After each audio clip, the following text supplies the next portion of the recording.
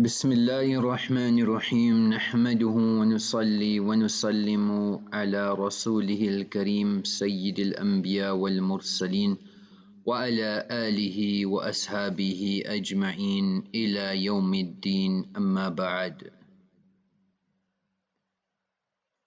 Allah Jalla Jalaluhu Amma Nawaluhu has created insan وَلَقَدْ كَرَّمْنَا بَنِي آدَمَ, and this human being has value in the sight of Allah. It is up to a person to decide how much value. Likewise, the women of this ummah are valuable, and if they know their worth, if they know how much importance Allah and His Rasul have given them, if they had a clue how much significance and what change and what revolution they could cause, then that could happen. So they are a treasure. If that treasure is expounded, discovered, then the world will see what a treasure they are. That's why somebody said, she remembered who she was and the game changed. She remembered who she was and the game changed. So if we really know what our value is and how much value Allah has put, then the game starts. They say, be a queen who fixes another queen's crown without the world knowing it was crooked. Be a queen who fixes another queen's crown without the world knowing it was crooked. So Allah has honored the masturat, the women of this ummah, if they want the honor. But the choice is theirs. As Ml Thanwi Ml just say, there are two qualities which are more common, prevalent in women than in men, which makes them worthy of praise. There are two qualities which have advanced, they are vigorous. The first is the ability of khidmah, serving others, and the second one is haya. They surpass men in this. So Hazrat used to say that although a man may be saved from unchaste actions, but you would rarely find a male that would be pure of unchaste thoughts. On the other hand, if you had to survey 100 noble women, you will find 100 of them, not a single, besides being unchaste, even their thoughts would be pure. And Allah speaks about such women in the Quran. So haya, internally and externally. And secondly is khidmah, untoiled, from the time she's a young girl to serving, to growing up and helping in the house, to being a sister and assisting her brothers, to a wife and serving her father, her husband. At the same time, she made khidmah of her father, and now becoming a mother. Still, it doesn't end. The children get married, she still has to worry about them. They get children, she still has to worry about them. The grandchildren, she still has to worry about them. So khidmah is a salient feature.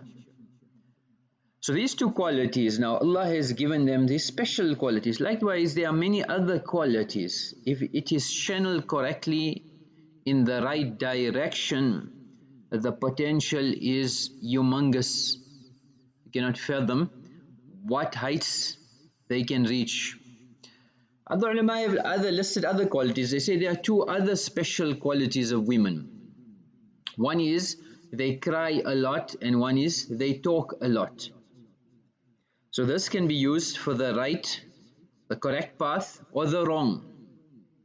So this is potential to become valuable or destructive.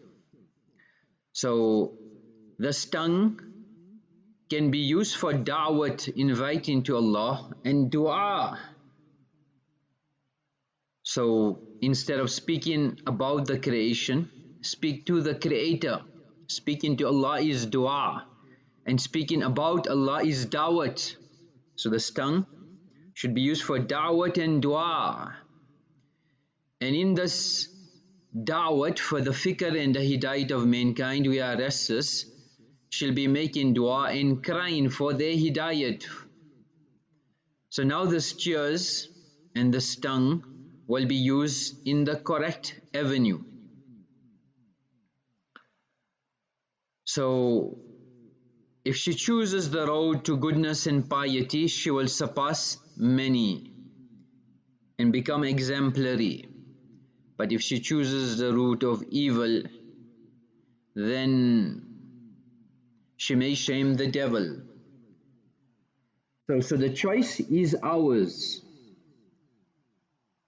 You could be good like none and bad like none. Say a woman ran excitedly into a house one morning and she screamed to her husband, "Pack your stuff, pack your bags.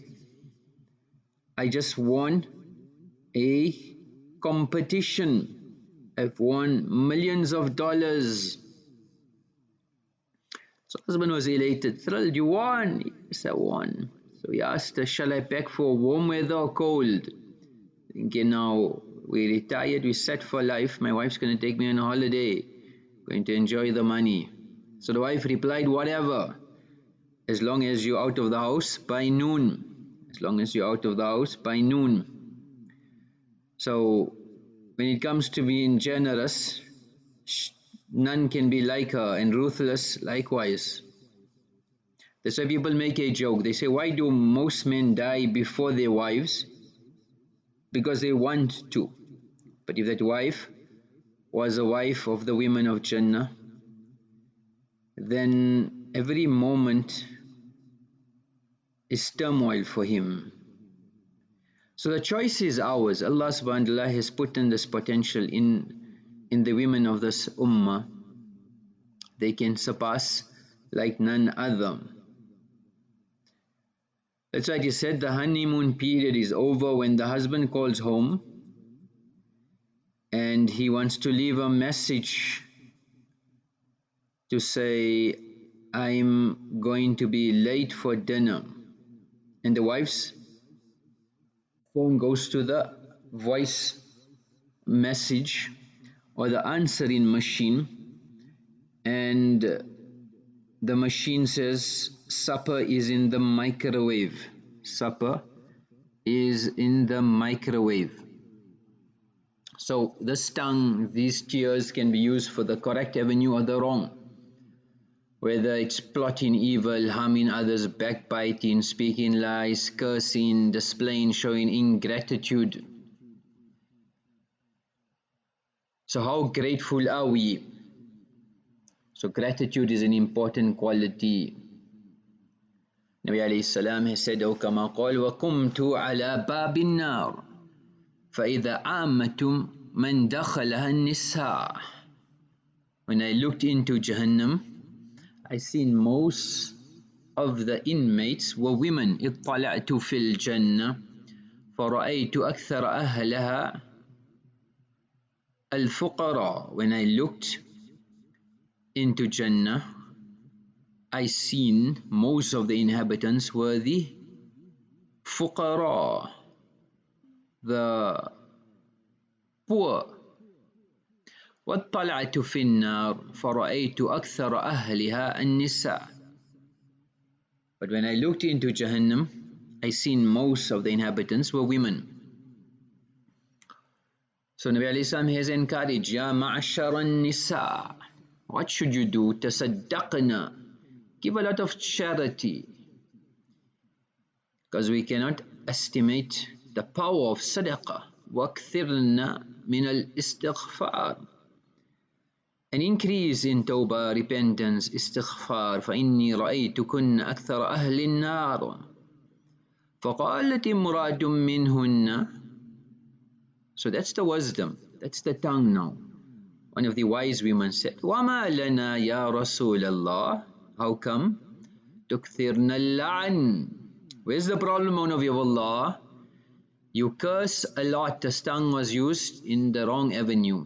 وَتَكْفُرْنَ الْعَشِيرِ, and you are ungrateful to your husbands.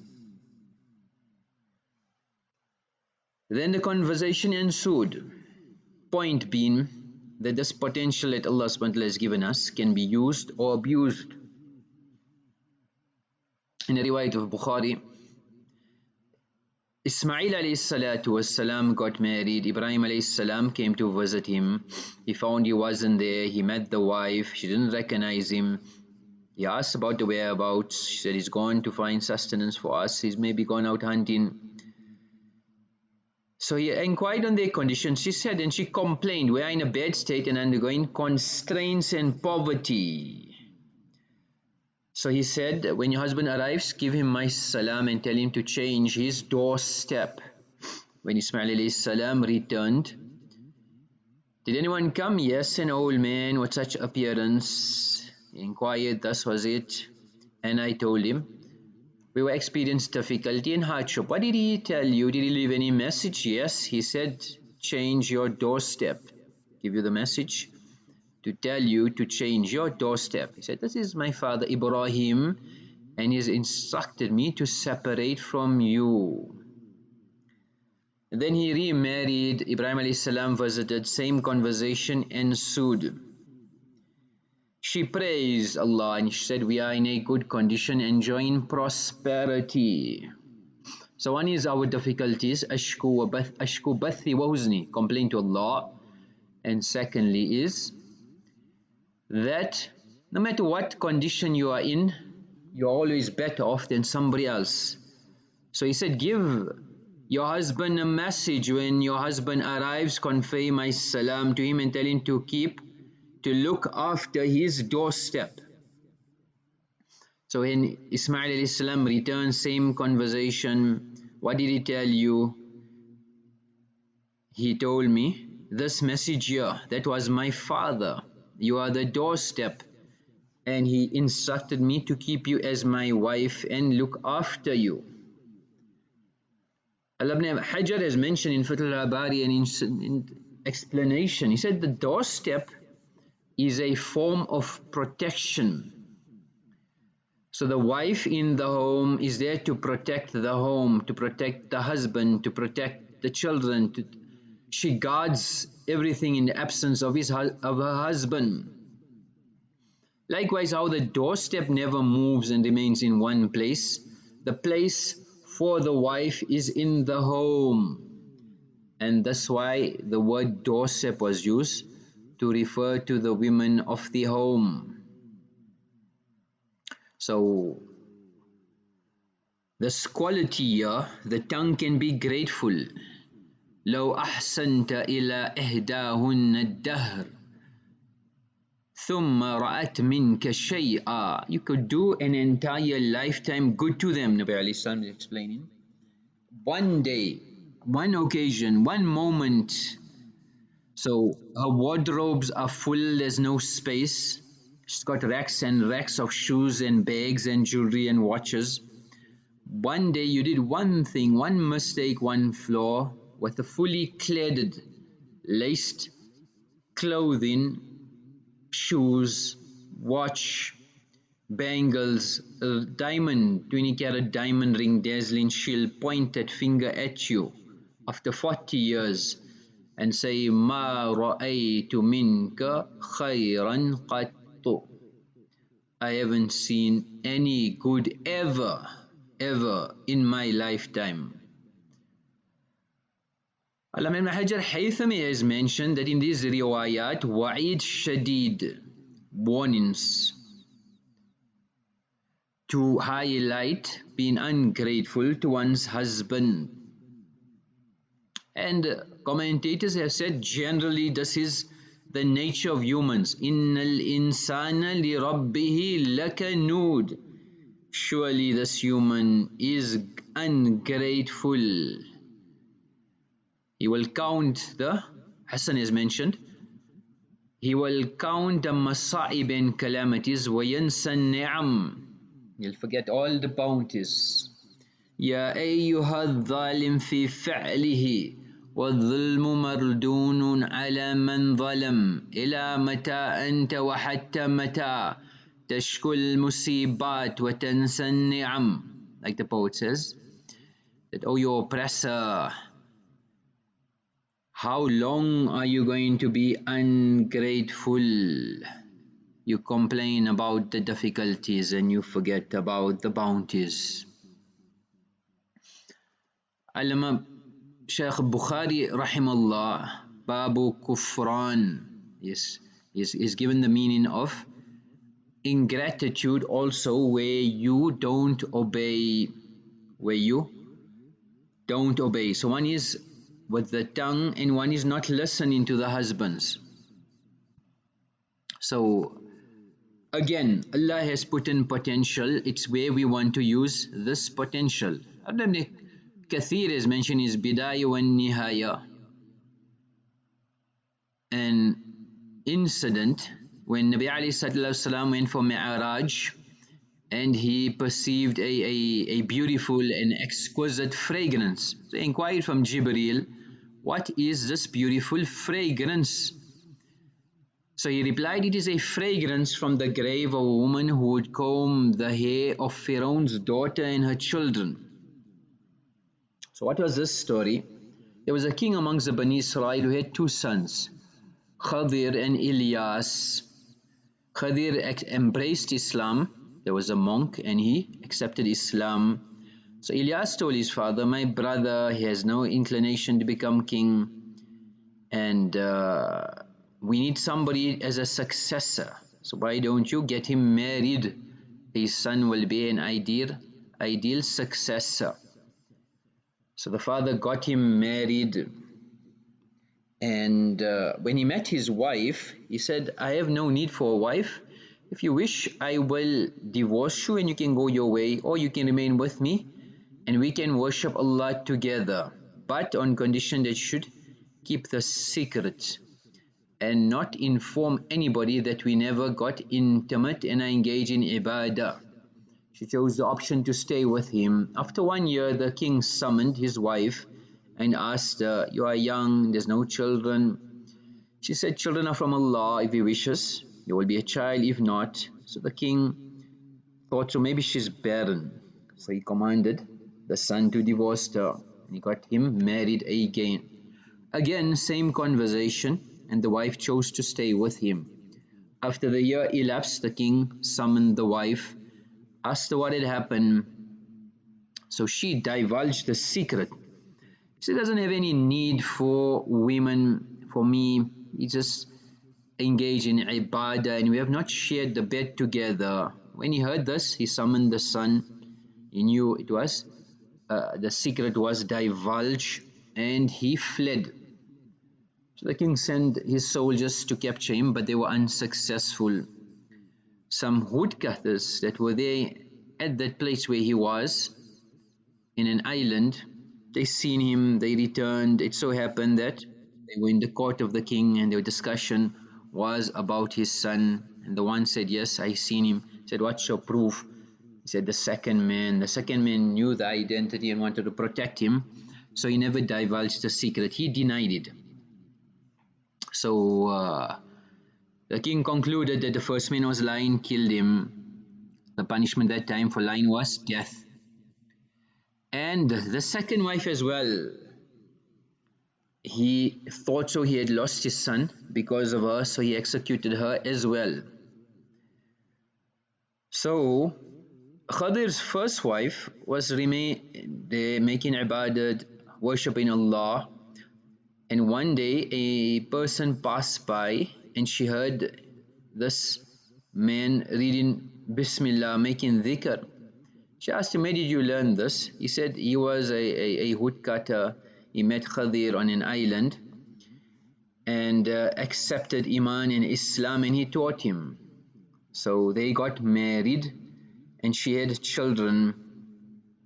So this man here, the woodcutter, became the treasurer of Pharaoh, and his wife became the maid for Pharaoh's daughter Ma'ila. So one day while combing her hair, the comb slipped and she said, in the name of Allah, when she picked it up, are you referring to my father? No, my Lord is Allah, not your father. The Lord of your father, Allah. So she went to Fir'aun and exposed this conversation. He summoned her. Do you have a Lord besides me? Yes, my Lord is Allah, Rabbi Allah. So then Fir'aun ordered that a cauldron be brought, heated, and for her and her children to be thrown in. So before throwing, she had a request that her bones and the bones of her children be put in a cloth and buried together, because the entire flesh would be burnt. He agreed. And the children were thrown one by one into the cauldron until she was remaining and her baby. So the mother was left, and the child, the breastfeeding child, the mother didn't give up her iman, she didn't relent. So seeing the situation, Allah gave the baby power to speak. And isbiri fa innaki ala al-haq, throw yourself into the fire, for you are on haq, and the punishment of this world is easier than the punishment of the year after. And she jumped into the fire. So again, here we've got incident of women and how one was killed because she breached the amanatari, her tongue. The other one protected it. Allah gave her honor in this world, Allah gave her honor in the year after as well. So we need to introspect and see the potential Allah subhanahu wa ta'ala has given. The masturat, the women of this ummah, is unique.